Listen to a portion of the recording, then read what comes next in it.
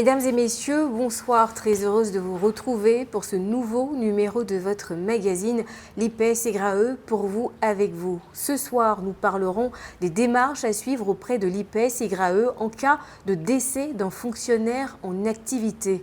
Pour cela, je reçois Madame Priscilla Zegwa, épouse d'Oukourou, adjoint au directeur de l'agence IPS-SEGRAE de Yopougon. Madame d'Oukourou, bonsoir. Bonsoir Isabelle. Alors que se passe-t-il lorsqu'un fonctionnaire en activité est rappelé à Dieu ? Lorsqu'un fonctionnaire en activité est rappelé à Dieu, il est mis fin à sa carrière par un acte de radiation issu de la fonction publique pour cause de décès. Et cette sortie des effectifs entraîne donc l'arrêt de ses cotisations au titre de la pension et elle ouvre le droit en faveur de son conjoint, c'est-à-dire le veuf ou la veuve, et ses enfants de moins de 21 ans pour les prestations qui leur sont dues dans le cas du décès du fonctionnaire ou agent de l'État en activité. Que faut-il faire dans ce cas en tant que parent du fonctionnaire décédé ?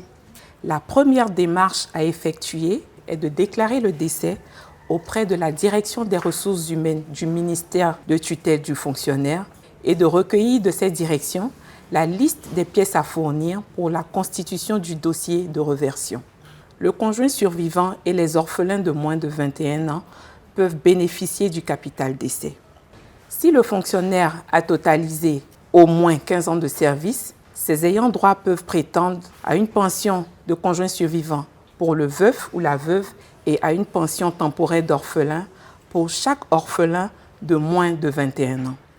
Au contraire, si le fonctionnaire n'a pas pu travailler pendant au moins 15 ans, ses ayants cause obtiendront de l'IPS-SEGRAE le remboursement de ses cotisations sociales. Qui peut entreprendre ces démarches et quels sont justement les documents à fournir ? Ces démarches peuvent être entreprises par tout membre majeur de la famille ou par un représentant désigné, c'est-à-dire le conjoint survivant, les tuteurs légaux des orphelins mineurs ou, le cas échéant, par les ascendants. La liste des documents à fournir peut être consultée sur notre site web www.segrae.ci ou peut être récupérée dans l'une de nos agences implantées sur l'étendue du territoire. Existe-t-il des délais prescrits pour effectuer ces démarches ? Il existe un délai de prescription pour le capital décès qui est de 4 ans à compter du 1er janvier de l'année de décès. Pour la pension de conjoint survivant et la pension temporaire d'orphelin, il n'existe pas de délai de prescription. Toutefois, si la demande intervient plus de 5 ans après le décès, les ayants cause bénéficieront lors du premier paiement de leurs droits d'un rappel de 2 ans de pension. Merci Madame d'Oukourou pour ces précisions. Je vais vous inviter à suivre avec moi le témoignage de Madame Aka Bilé Agathe, veuve et bénéficiaire de la prestation de conjoint survivant suite au décès de son époux fonctionnaire. Le 8 octobre 2021, j'ai perdu mon mari.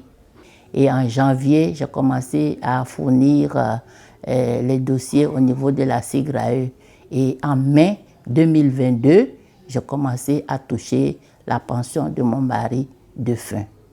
Vous partez à la SEGRAE, on vous donne une liste de dossiers que vous deviez fournir. Donc, j'ai apprêté tout ce qu'on m'a demandé, comme le certificat de décès, le certificat d'hérédité, moi-même mon acte de naissance. En tout cas, tous les documents qu'on m'a demandé, j'avais apprêté. J'ai déposé. Donc, en déposant tout ça là, j'ai pas eu de difficulté au niveau de la SEGRAE. Madame d'Oukourou, est-ce que vous avez des conseils à prodiguer aux parents de fonctionnaires ou agents de l'État décédés ? Le premier conseil que je voudrais donner est que dès la survenance du décès, il importe de le déclarer auprès de la DRH du fonctionnaire et de constituer les dossiers dans les meilleurs délais afin d'assurer une continuité de revenus pour les ayants cause du fonctionnaire. Et le second conseil est de fournir pour le traitement des prestations des documents authentiques sous peine de rejet par l'IPS-SEGRAE. Je voudrais indiquer que les formalités pour bénéficier des prestations de l'IPS-SEGRAE sont totalement gratuites. Merci Madame Doukourou pour vos lumières. Donc je rappelle que vous êtes adjoint au directeur de l'agence IPS Segrae de Yopougon. Chers téléspectateurs, nous espérons vous avoir été utiles. Rejoignez-nous sur nos pages Facebook et LinkedIn ou contactez notre call center pour toute question ou préoccupation. L'IPS Segrae pour vous, avec vous, c'est terminé pour aujourd'hui. Je vous dis à bientôt et d'ici là, prenez grand soin de vous. Bonsoir.